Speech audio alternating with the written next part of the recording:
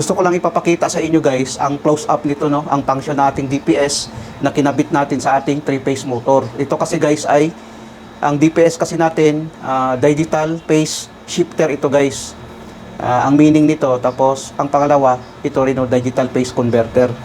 From single phase power supply to 20 volts, ang output niya 3 phase. Tapos dito kasi sa ating motor guys, ang delta dito na 3 phase ay to 20 volts. Bali ang ating motor naka delta connection ito. Galing dito sa input, single phase, tapos ang output niya 3 phase. Nakalagay dito, no, if the motor is not running, dito siya guys, mayroon siyang voltage, no, ang U at saka B. Tapos ang U at saka W, mayroon siyang voltage na to 20 volts. Ang B at saka W, wala siyang voltage, naka-X dito. When the motor is running, ang U at saka V, magkakaroon ng 220 volts. Ang U at saka W, magkakaroon ng 220 volts, no? Tapos ang V naman at saka W, magkakaroon ng 220 volts pag gumagana yung motor natin. Ngayon guys, i-try natin guys. Una natin to ng voltage. Kung totoo ba ang sinabi ng libro, i-try natin. Gamit ng ating multimeter. Mayroon tayong multimeter dito, nakasetting sa 750. Nakasetting sa 750. San Juan, no? Dapat ang palo niya mga dito, no? Kung makikita natin. Sukatin natin ang U at saka V. Try natin kung ilang voltage ba mayroon. So mayroon siyang 220 volts guys, no? 220 volts dito. Tapos dito naman sa U at saka W, mayroon siyang 220 volts kasi may power supply na kasi ito. Mayroon siyang 220 volts din, no? Tapos itong V at saka W wala. Kung makikita mo wala. Kasi naka-off yung motor natin.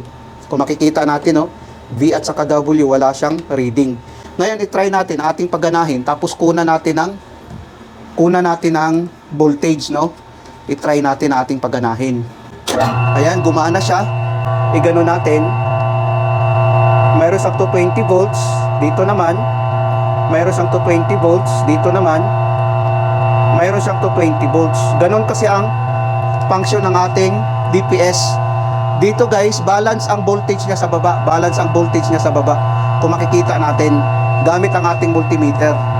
Balance yung voltage niya guys sa baba natin. Kung makikita natin, oh. Balance.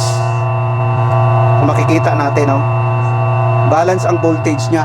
Mayroon kasi nagsabi na hindi daw balance. I-off natin.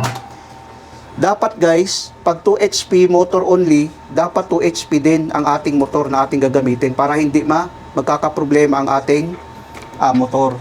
So yun lang guys, at least mayroon ding idea ang mga baguhan. Pag hindi gumana ang motor natin, ang voltage niya, dalawang linya lang ang mayroong voltage. Itong B at saka W, wala yung voltage. Pero pag tumakbo yung motor, balance yung voltage ng ating PS. I-try natin guys, no? Gumana siya. Kung mag-trip naman guys, iilaw tong ilaw natin na trip. I-try natin i-trip. Ayan, tapos namamatay yung motor natin na 3-phase. Mayroon siyang trip guys, oh, kung makikita natin. Pag gumana naman guys, itong iilaw naman itong green. Pag mamamatay, iilaw ang red. Yan yung diagram niya guys.